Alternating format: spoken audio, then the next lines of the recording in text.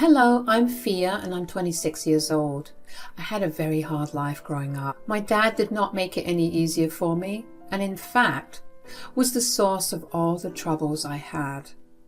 But recently karma came back to him so hard I can't help but laugh.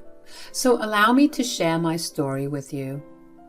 Everything began with my mom passing away. Before that, we were your normal, average American family. My dad, Hector, doted on my older brother, Sean, a little more, but he never really played favorites. But after my mom passed away when I was 12 and my brother was 18, things took a bad turn, to say the very least. Suddenly, my dad was always picking on me. Not for any other reason, but because Sean didn't like it. I had to do everything in a manner that would not upset Sean, or I would get grounded. Dad would never say a word against Sean if he did something bad. In fact, he'd find a way to somehow blame that on me. As I grew older, my dad began making me do all the household chores. Keep in mind that he never once asked Sean to do it. He'd let Sean do whatever he wanted, and God forbid Sean did something himself, because if he did, Dad would get mad at me for making Sean work so hard. When I turned 15, Dad had me find a job because he was apparently tired of paying for me. However, of course, he was never tired of paying for any of Sean's things. Hell, he never even asked Sean to get a job, even though he was a grown adult by this point. I kept my mouth shut and found myself a job. However, I could barely keep or use any money that I had left over because Sean would ask me to give it to him. If I said no, Dad would get upset with me and threaten to take all of my money. So, by this point, not only was I studying in school, but I was also juggling work and household chores. I was exhausted, and it was beginning to show in the way that I was constantly falling sick. Dad never cared enough about it, except, and I vividly remember this, when one day he got my report card. "I got your report card." "Oh, that's good. How did I do?" "Care to explain why you got a B in history?" "Well, I was sick a few weeks ago, remember? I couldn't make the deadline for an assignment because of it." "That is not a valid reason at all." "What do you want me to say? That's the only reason I have." "You're grounded." "What? That's not fair." "What's not fair is me working my head off to give you a good education and you not delivering good results." "That's not true at all. A B is hardly a bad grade. Besides, Sean never brought home grades that were anything above a C. You never grounded him." "He's different." "I know, and you show that to me every single day. You let Sean get away with a lot because he's your favorite. If I did even a quarter of the things Sean did, you'd ground me for life." "Maybe you'd be my favorite if you actually showed me that you had something to favor." "Excuse me? I did everything around this house while studying and working. Sean does nothing but play his stupid video games all day long. You're being very mean." "You don't get to talk to me like that. You're doing what you have to do. Your brother is going through a rough time, and it's disgusting that you're putting him down for it." "Sean got fired from his job for stealing. How is he going through a rough time?" "I have not raised you to go against your family like this. If I hear another word against Sean, I will ground you for 2 more weeks." "I wish Mom was here. She'd definitely give you hell for how you're treating me." I stormed over to my room with tears in my eyes. I had never said a word against Dad before, when he used to be hypocritical. But that day, I just snapped and talked back to him. I mean, what was it going to matter anyway? I was grounded, so I might as well let him know about how I felt. After that, I would just talk back to my dad and Sean. I was beginning to see that ever since I started talking back, they backed off a little. That didn't mean that they stopped yelling at me. Sean realized that if he just complained to my dad instead of talking to me, I'd get punished. So that's what he started doing. I'd have no idea if I did something wrong until Dad came back home from work. He got to a point where I was constantly anxious and tried my best to stay out of Sean's way. But that did not end well. It was a week before my finals when I got kicked out. That day I informed Dad that I would be spending my day studying at the library. Dad barely bothered, so I went. And when I came back, Dad was very angry. "Where were you?" At the library. I was studying for my finals. I told you this." "No, you didn't." "Right before I left for school, I dropped by your room to tell you that. You were on your phone at that time and you replied with, 'Whatever.' I don't talk like that." "Dad, I'm really tired. Can I please just go to bed?" "No. Do you know what you've done?" "Huh? No. I had my big interview today." "Oh yeah? How was it?" "I couldn't go because of you." "Because of me? How did you draw that conclusion?" "I asked you to wash my blazer and work pants, and today I found them at the bottom of the laundry pile and they smelled so bad. No amount of deodorant or perfume took away that smell." "Which meant that he couldn't go for his interview." "First of all, I asked you to give me the clothes you wanted to get washed for weeks. You never gave them to me. Secondly, couldn't you have borrowed something from Dad? Dad has a lot of suits and pants and you guys are practically the same size." "We didn't ask for your nonsense solutions right now. This is about you being irresponsible. So what if Sean didn't give you the blazer? Couldn't you have gone into his room and taken it?" "The last time I did that, he got mad at me and then you yelled at me for violating his privacy." "What was I supposed to do, huh?" "You just always have a convenient excuse, don't you? You need to pay up for the job you cost me." "What do you mean? I didn't do anything." "Exactly, you didn't do anything. And you know what? I'm tired of you never doing things right. You're worthless. You've done nothing but make things worse for us." "What?" "I don't want you living with us anymore. I want you out, first thing in the morning." "But I've nowhere to go. I have no money. You can't kick me out." "Well, tough.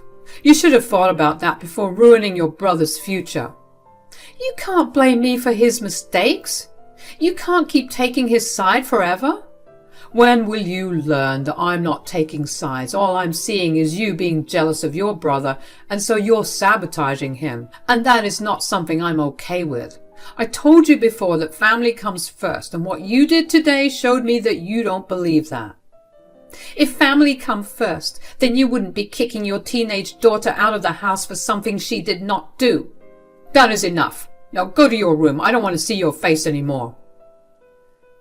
I couldn't believe what I was hearing. Dad was kicking me out, all because I didn't wash Sean's clothes. I had no money to my name whatsoever. In fact, what little money I had left over from my last pay, Sean took it from me just the previous day. I went up to my room and just sobbed. I felt like crap because I did everything I could to please both of them, and the one time I was in the right, Dad called me worthless and resorted to throwing me out. The thought of being homeless began to make me panic. My mind went to a lot of dark places very fast. I could barely breathe. But I somehow remembered my Aunt Vivian. She was the only person who actually understood me. Vivian is my dad's younger sister, and she lived half an hour away from us, and she was my rock after my mom died. She hated the way that my dad and brother treated me, and so she would help me out in any way she could. She would let me stay over at her place for 1 week a month just to give me a break from the toxic environment of my home.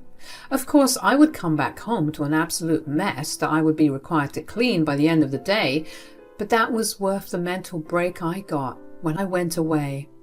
I'm so grateful that I managed to remember her in my moment of panic, because if I didn't, I think I would have made some pretty bad decisions at that point.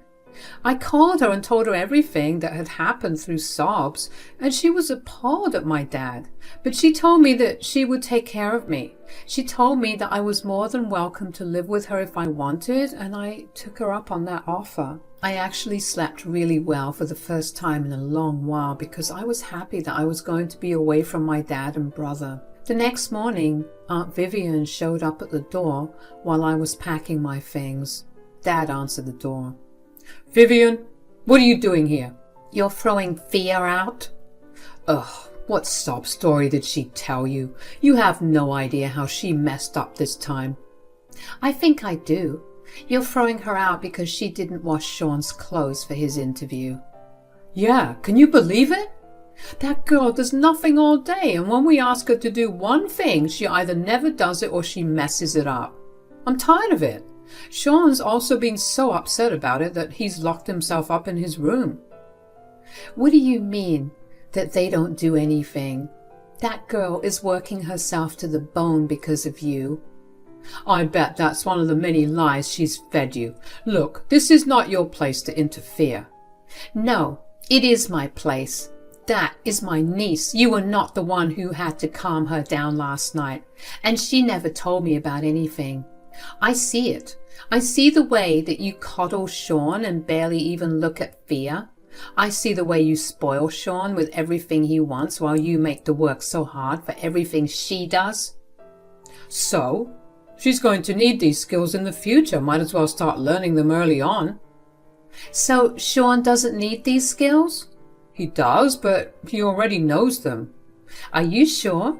Because your grown son couldn't do the laundry himself when he does nothing all day.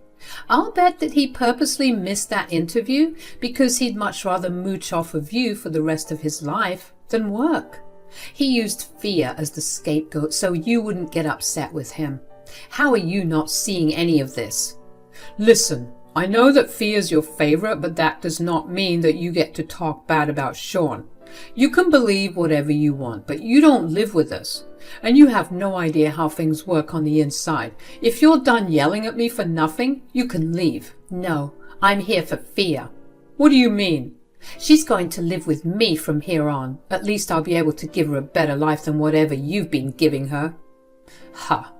Good luck with that one. Don't come crying to me when you want her off your hands, because I'm not taking her back in. You are a horrible father, and even more of a horrible man. Sean will screw you over one day, and then you'll realize how much you wronged Fia, and you'll feel sorry. Don't ever think that Fia will forgive you for it. Sean could never do anything wrong to me, and I'll live without Fia's forgiveness. Get her out as soon as you can and let yourselves out. Dad turned around and walked back into the house. He and Aunt Vivian were having this conversation by the front door, and I was walking down the stairs at that point. So I heard the entire thing. I felt like a dagger went through my heart when my dad said all those mean things about me. Not only did he completely undermine all the hard work I did, but he also believed that Aunt Vivian would want to abandon me. Aunt Vivian noticed me and her anger softened. I walked over to her and she hugged me tightly. She silently took me back to her place where she sat me down and assured me that she would never abandon me. She apologized for never having done much for me before, but I told her she did more than she could ever have imagined. Aunt Vivian let me stay in for the rest of the week and took me out to a lot of places just to pamper me. I got a haircut, a lot of new clothes and shoes, a mani-pedi, and I got to eat all my favorite foods. The next thing that Aunt Vivian did for me was get me into therapy. After hearing me on the phone that day, she got scared out of her mind for me and asked me if I could talk about these things with a therapist. Of course I wanted to do it, and I slowly began to feel better. My life slowly started getting better after I started staying with Aunt Vivian. She helped me find a better job and made me work fewer hours. She was a lawyer, so she made more than enough money to sustain me and herself. She took care of me in every way she could. When it came time to go to college, she helped me find the best college for me and even paid for the entire thing. After I graduated, I found a good job and finally moved out of Aunt Vivian's place. Although I always made it a point to visit her every other day, I cannot even begin to express how grateful I am for everything she did. So I did my best to let her know in whatever little way I could. Before I knew it, 10 years had passed since my dad kicked me out. I mean, every now and then I would think about Dad and Sean, but never enough to actually make an effort to search for them. I knew who my real family was, and I kept her close to me. But then I got a call from an unknown caller. I didn't usually entertain those calls, but this number kept calling over and over again, so I picked up and was beyond surprised to hear my dad on the other side. Hello? Fia, sweetie, it's me, Dad. Oh, hey, what do you want? Nothing. I just wanted to check in on you. Are you doing okay? Cut to the chase, Dad. You need something. I don't want any of your fake concerns and care. Okay, fine. I need you to help me with something. Why don't you ask your precious Sean to help you out? That's the thing. He's the one I need to get away from. What? What do you mean? Please save me from your devil brother. I never knew that he was this bad. What are you going on about? After you left? You mean after you kicked me out? Fine, after I kicked you out. Sean became so much worse. He got harder and harder to be around because he would constantly lose his temper at the smallest things. Without you to take the fall, I was on the receiving end of it. At least you acknowledged that I was being treated badly by Sean. And then things got even worse. He got into some really bad company. I don't even know how. All I knew was that his friends were constantly over and they would sit in the basement for hours at a time. I don't see how that's a bad thing. Turns out they were doing drugs in there, like the very hard kind. Oh, wow. The thing is, somebody ratted out Sean's dealer and the police are looking into everyone who purchased from the dealer. Sean used my card several times to make transactions. And now I may become a suspect. And you expect me to help you out? How? I can't say anything to the police. Well, I told Sean that he had to take the fall if anything happened and he refuses to do it. He told me that he'd do anything to not go to prison, even if that meant purposely throwing me under the bus. I'm not surprised. You know you enabled this behavior in him and now it's come back to bite you in the worst way possible. I know, I was a horrible dad. I just need you to give me some money so I can get away from here. Turns out Sean used up all my money to fund his addiction.